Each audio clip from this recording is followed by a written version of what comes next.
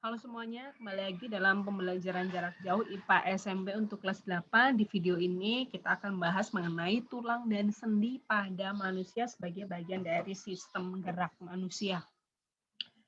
Oke, kita lihat di sini, bayi itu mempunyai kurang lebih 350 tulang, sedangkan dewasa tulangnya berkurang sehingga hanya sampai sekitar 2.600-an tulang. Mengapa demikian? Hal ini karena pada bayi atau anak-anak itu masih banyak tulang rawan.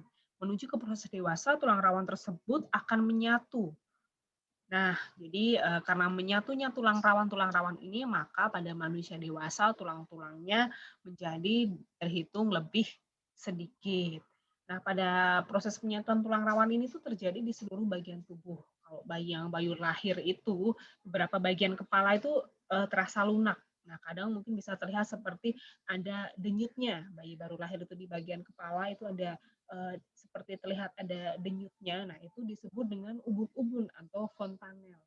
Nah, ketika dewasa nanti akan menutup sehingga tulangnya itu akan mengeras, menutup dan tulangnya juga tentu dengan tumbuh bersama untuk melindungi otak manusia ya. Perlindungannya menjadi jauh lebih sempurna. Oleh karena itu mengapa kita harus berhati-hati terhadap kepala anak-anak karena bagian tulangnya itu masih belum menyatu dengan sempurna. Jadi masih berbahaya apabila sampai terkena benturan dan segala macamnya.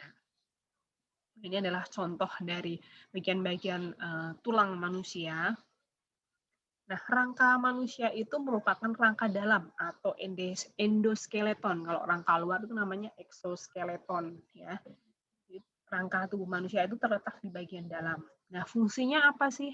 Rangka itu beberapa fungsi utamanya itu sebagai penenggak tubuh, pemberi bentuk tubuh, pelindung organ dalam yang penting, contohnya misalnya otak, jantung, paru-paru ya. Kemudian tempat melekatnya otot sebagai alat gerak yang pasif, karena memerlukan bantuan otot untuk digerakkan, kemudian pembentuk sel darah merah dan pembentuk sumsum kuning. Sumsum kuning ini yang nanti akan membantu dalam proses pembentukan sel darah putih yang berguna untuk melawan berbagai macam benda-benda asing atau penyakit-penyakit yang ada di dalam tubuh. Ini pembagian-pembagian tulang, jadi rangka tubuh itu dibagi dua, menjadi tulang rawan dan tulang keras. Tulang rawan itu dibagi lagi menjadi tulang hialin, fibrosa, dan elastis. Sedangkan tulang keras itu dibagi lagi menjadi tulang pipa, tulang pendek, dan tulang pipih. Nah, beda tulang rawan dan tulang keras itu apa sih? Pembedanya dari sel tulangnya. Tulang rawan itu sel tulangnya namanya kondrosit, sedangkan tulang keras itu namanya osteosit. Sit itu artinya sel ya. Tulang rawan namanya selnya kondrosit, tulang keras namanya osteosit. Sedangkan matriksnya atau penyusun utamanya tulang rawan itu adalah kondrin, yaitu senyawa protein dengan polisakarida. Kalau tulang keras itu zat kapur atau kalsium, kalsium karbonat. Ya. Kemudian jumlah zat perekatnya tulang rawan itu banyak, jadi ketika ada cedera itu mudah untuk menyatu kembali, sedangkan tulang keras itu zat perekatnya sedikit. Kemudian zat kapurnya atau kalsiumnya untuk tulang rawan itu jauh lebih sedikit daripada tulang keras. Dan sifat tulang rawan itu lebih lentur. Kalau tulang keras itu sifatnya keras dan karena keras tidak lentur, jadi dia apabila terkena benturan bisa menjadi mudah patah atau mudah retak. Ini adalah contoh tulang sel-sel dari tulang rawan. Jadi tulang rawan hialin itu yang terdapat di persendian, di trakea, dan juga di rusuk. Tulang rawan fibrosa itu terletak di gelang panggul dan tempurung lutut. Sedangkan tulang rawan elastis itu bisa kita temukan di cuping hidung, daun telinga, dan saluran eustasius. Atau juga tulang-tulang pendengaran yang ada di dalam telinga. Berikutnya adalah tulang keras. Tulang keras dibagi menjadi tulang pipa, pipih, dan pendek. Pipa yang bentuknya panjang dan keras, kuat seperti pipa, yaitu tulang-tulang alat gerak. Kemudian tulang yang pipih, contohnya adalah tulang tengkorak, tulang rusuk, tulang dada, karena memang bentuknya pipih. Dan tulang pendek, ya, yang ruas-ruasnya pendek-pendek, seperti tulang yang ada di pergelangan tangan dan pergelangan kaki. Ada juga tulang-tulang yang bentuknya tidak beraturan, itu contohnya adalah ruas tulang belakang. Kemudian sendi. persendian itu adalah hubungan antar tulang atau disebut juga dengan artikulasi. Nah, di sendi itu punya selaput sendi yang disebut dengan membran sinovial. Selaput ini membungkus ujung-ujung tulang yang membentuk persendian.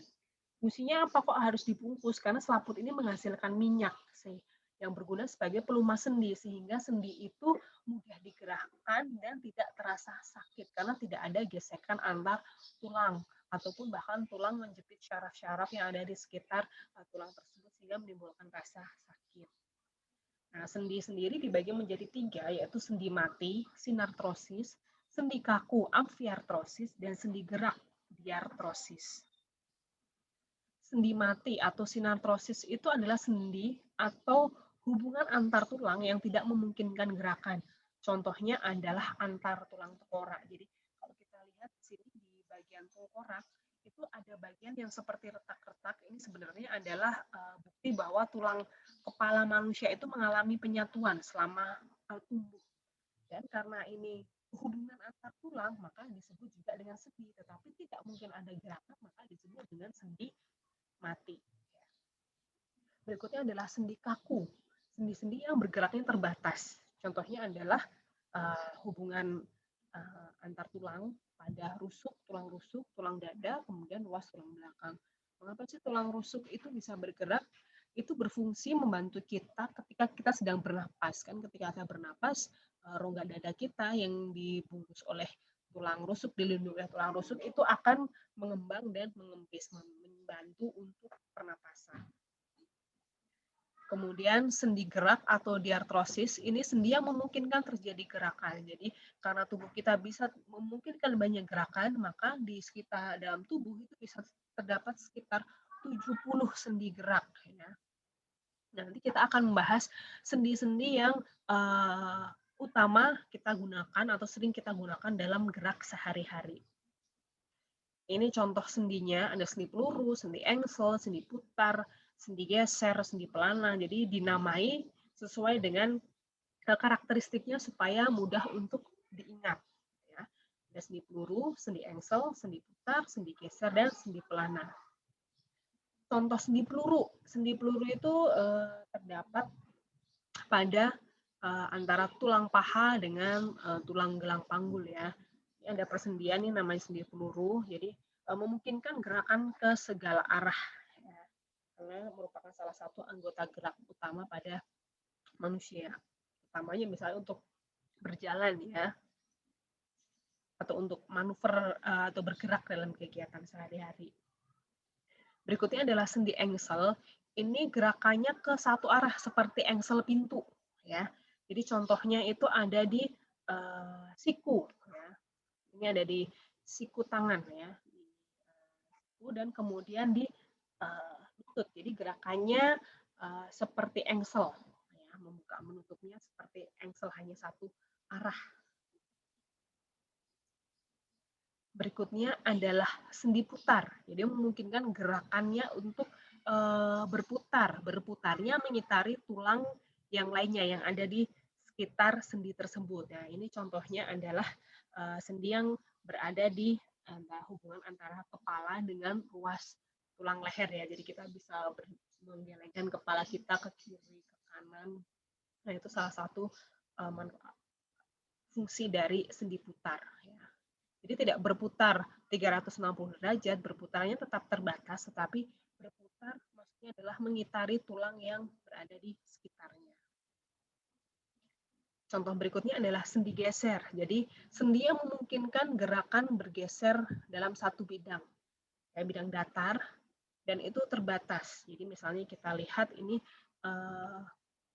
pada tulang-tulang di ruas tulang belakang ya. Jadi bisa memungkinkan bergeser terbatas. Contoh lain adalah sendi yang berada di kaki, ya, di ruas tulang kaki. Berikutnya adalah sendi pelana. Mengapa disebut sendi pelana? Karena bentuknya menyerupai pelana kuda. Ya, maka disebut dengan sendi pelana. Sendi pelana ini memungkinkan gerakan ke arah yang berlawanan. Jadi misalnya bisa ke kiri, bisa ke kanan, bisa ke atas, bisa ke bawah. Itu contohnya adalah sendi yang ada di jempol tangan manusia ya. Kemudian yang ada di pergelangan tangan. Sendi yang ada di pergelangan tangan. Oke, itu tadi materi kita tentang sendi. Semoga bisa membantu dalam pembelajaran jarak jauh IPA. Tetap semangat dan tetap menjalankan protokol kesehatan.